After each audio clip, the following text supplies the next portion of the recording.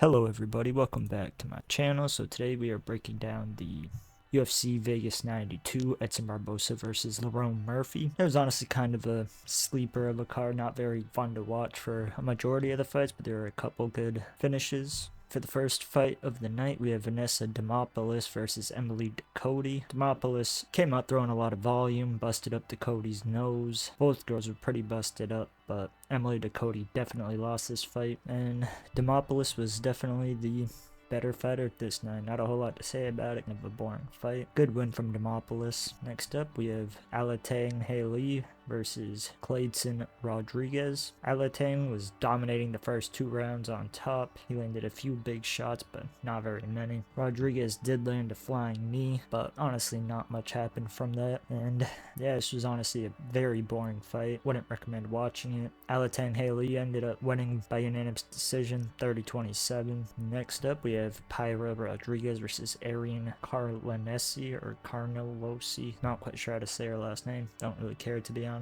Another very boring fight up until the headbutts, which ended up stopping the fight. She was definitely milking it up, pulled an Aljo, if you will. Again, not a whole lot to say outside of the headbutts, but she was definitely hurt much more from the front kick to the face and the follow-up punches more than the headbutts themselves. Not saying she wasn't hurt, but not from the headbutts. It was 2-year break just to give up from Carnelosi. Not an impressive performance from her at all. I thought she was going to look much better. Next up, we have Abus Magomedov versus Alves. Very dominant decision from Abus, but yeah, another pretty boring fight. Abus did show that he's pretty good at mixing it up, pretty good grappling, pretty good striking, but Alves was just trying to hug him up against the cage for a majority of the fight, and like I said, it was a pretty boring fight, unfortunately.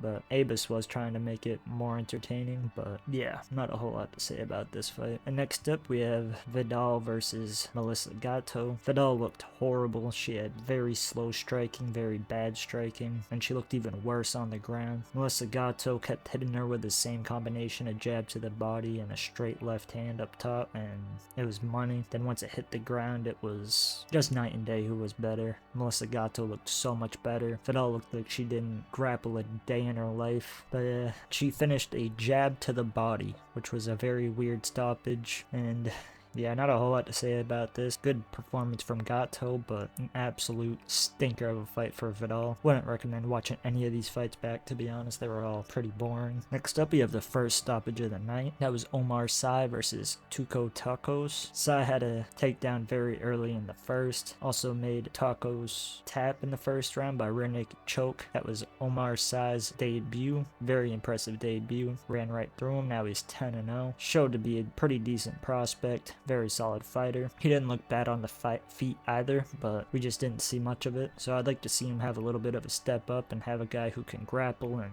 really kind of test him on the feet. But he did look big, he looked strong, and yeah, like I said, it was a pretty good debut. Next up, we have another finish with Victor Martinez versus Tom Nolan. Tom Nolan got dropped in the first round, but then he ended up turning the tides, landed a big knee, split Martinez wide open. He was leaking like a faucet, blood was going everywhere, and then Tom Nolan hit him with a crazy knee to the body, made his liver just give up on him. Yeah, Tom Nolan, very impressive fight, especially coming off that brutal loss.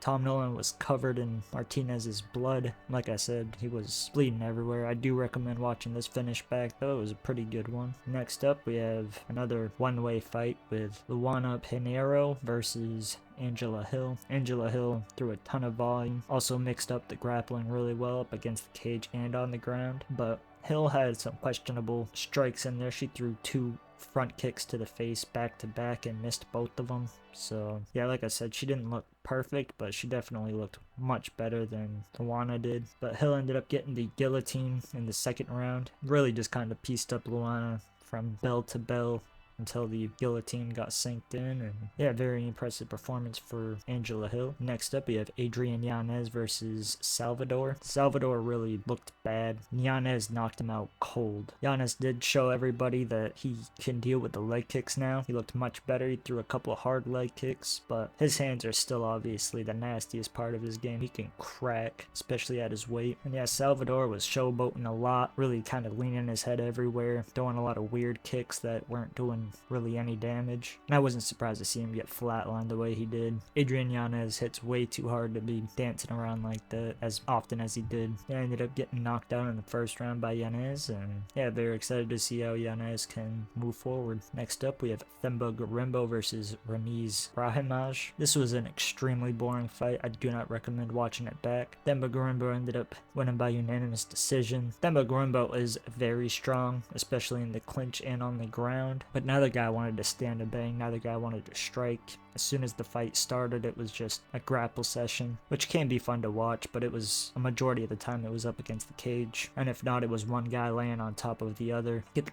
occasional reversal, but again, nothing happened. It just wet blanketed it. But yeah, this fight stunk worse than Chris Barnett in a sauna. Do not recommend watching it. Next up, we have Chaos Williams versus Carlson Harris. Chaos Williams can also crack. He smoked him in the first round. I do recommend watching this fight back just because it was so short and had a crazy finish at the end. Harris came out throwing some childlike combos. He threw, I think it was a jab and then a hammer fist, then tried to follow up with a lead hook. Chaos Williams just slipped under and smoked him with a crazy overhand hook looking thing. But yeah, it was very impressive performance from Chaos Williams. I do not recommend standing and banging with this guy. He'll knock you out, as most of you guys know. Next up, we have the main event. Honestly, the best fight on the card. Edson Barboza looked pretty good in the first round. He was landing hard shots. His chin held up pretty well, but he did get rocked and wobbled a few times in this fight. But Edson was eating up that leg, and I honestly thought that he could have turned the tides if he kept throwing those leg kicks, but he got rocked a lot. And it's, yeah, in the second round, I believe, Edson got cracked and was wobbling around and trying to emergency clinch up for like 45 seconds straight, and it was kind of hard to watch. Lerone came in throwing a ton of volume, a ton of hard shots, but he'd have Edson hurt and then immediately go for a takedown after, which was kind of questionable. But yeah, Edson Barboza is going to retire sooner rather than later. This is his 30th fight in the UFC. He's been in the UFC since 2010, which is crazy. If you look at his resume, he has fought in a lot of extremely high-level fighters. Definitely a legend of the sport. He's fought in Khabib, Shane Burgos, Dan Hooker. There are other guys I just can't think of at the moment, but yeah, very impressive performance from Lerone Murphy, winning another decision, which he is a very good fighter, but if he wants to win the fans over, he definitely needs to get some more finishes. More than half of his fights have been to a decision, so he's definitely a great fighter. He's undefeated for a reason, but yeah, if you're looking for finishes, then I wouldn't recommend watching Lerone Murphy. He definitely has the potential to put guys out. Like, he could have finished Edson Barboza before the 4th and 5th round, but I think he respected Edson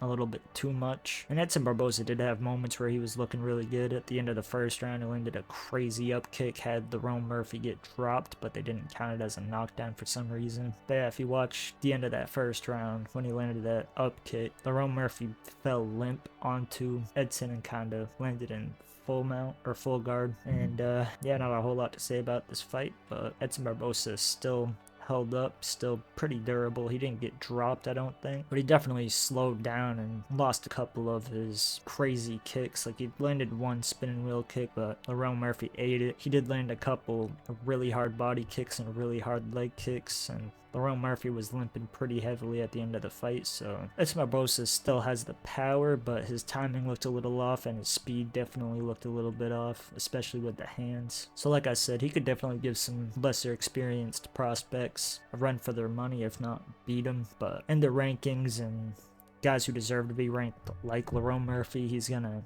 have a very hard time in there, which we saw tonight. He's definitely going to retire in the next year or two. But yeah, that wraps up the card. Like I said, it's a very lackluster event. There were a handful of good finishes, like from Nolan, Chaos Williams, and Yanez. They all had some very good finishes early on in the fight, but a majority of these fights were just pretty boring to watch and ended in decision, which doesn't help. I mean, personally, it can be a boring majority of the fight, but if you have a finish that's fun to watch back, then I can write it off as a decent fight. But a majority of these fights did not have that. It was just boring from the first round to the last round, and yeah, tough night for the UFC, but we definitely saw some prospects kind of make a statement, but a majority of these fights I would not recommend watching back. Yeah, if you guys watched the video this far, remember to like, comment, and subscribe, and I hope you guys have a great week. Be sure to check out my next video breaking down UFC 302.